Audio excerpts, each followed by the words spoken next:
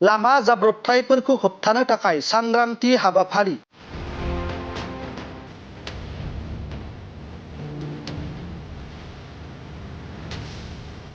क'क्राझार जिल्ला हान्था-मेला बिफान आरो गसाइगाव पुलिस बिफाना लामा जाब्रबथायफोरखौ होबथानो थाखाय सांग्रांथि हाबाफारि लादों।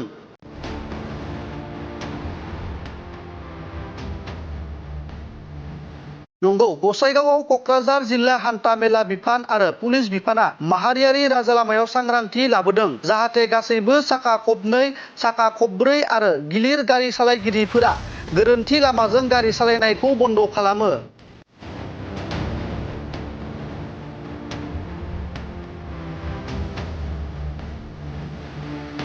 मानोना गोरोन्थि लामाजों गारि सालायनायनि जाहोनाव लामा जाब्रबथाय जानाया बांनायनिफ्राय बांबोगासिनो दं, जायनि जाहोनाव गोबां सुबुंफोरा गावनि बेसेन गोसा जिउखौ खोमाना लानो गोनां जादों।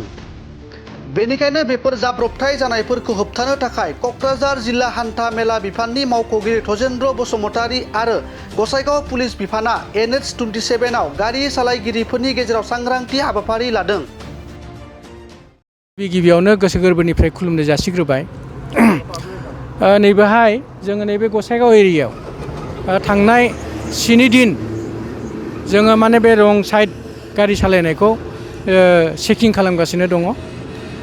दा बेयावल' नङा, जोङो क'क्राझारनि फुरा जिल्लायाव बांसिनै जों नैबे गसाइगावनि नै सापर्ट ब्रिजनिफ्राय श्रीरामपुरसिम बेयाव जों बांसिन नोजोर होदों। ओजोंहाय जैमा एरियायाव थाहैबाय। दा बाहाय मा नुयो, बहुदा माने रं साइडआव गारि सालायो, बहुद गिथावना। दा बेखौनो जोङो होबथानो खोब गोसो गोरबोनिफ्राय नाजागासिनो दं। पुलिस प्रसासन, जिल्ला प्रसासन, जोंनि हान्थामेला बिफान जयै जोङो बेखौ जिखुनु प्रकारै होबथानो जों नाजादों। बेवहाय जोंनो खिन्थु रायजो राजाफ्रा सापर्ट होआब्ला जों बेवहाय साक्सेस जानाय नङा। दा बेवहाय बाथ्राया ओरैबायदि जे खाथियाव नैबे नङा आंना खाथियावनो होननानै सोरबा जुदि सर्टकाट खालामनो रं साइडजों गारि सालायोब्ला बे 2 मिनिट टाइमखौ बासायनो थांनायावनो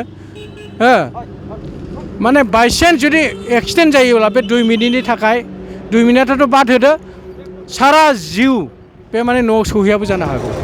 दा बे खोथाखौ जोङो गोसोआव लाखिनांगौ। जोङो बयबो नैबे रं साइडआव गारि सालायनाय जिथु हुदा, बे हुदाखौ जों गारनांगौ। सारा क'क्राझार जिल्लायाव रावबो जाहाथे रं साइडआव गारि सालाया, जों बेखौ माने थि खालामनो, बेखौ जों माने सियर खालामनो जों नैबे हाबाफारिखौ लादों आरो लाबाय थागोन। दा नैबे बिथांमोना रं साइडआव गारि सालायनाय, रं साइडआव गारि सालायनायाव बाहाय गोबां मानसिया अबथिरा जिउ गोमाबाय, बेखौ जों बयबो मिथिगौ, बिसोरबो मिथिगौ। दा बिनि उनावबो बिथांमोना भुल खालामबावदों। दा नोंथाङा होननाय, ओइ बाबु, रं साइडआव गारि सालायनायनि जाउनाव मा उसुबिदा जानो हागौ, दा उनाव बिथाङा आरो बेखौ खालामबाय थागोन नामा? दा बेनि सोमोन्दै आं एसे बुंनो खावलायबाय। नहीं करेगा, जो गलती हुआ माबाया जाफ्लांबाय आरो नेक्स्टआव बिदि खालामनाय नंला। मिन्थिफ्लाङाखैमोन, रं साइडजों फैफ्लांबाय आरो खालामनाय नंला। नों रं साइडआव फैदोंमोन नङा होमबा? मानो फैयामोन? न'आ खाथियावखाय नङा होमबा? दा नों ओरैहाय नोंना 50 मिटार बे लामाखौ नोङो रं साइडजों फैदों नङा होमबा?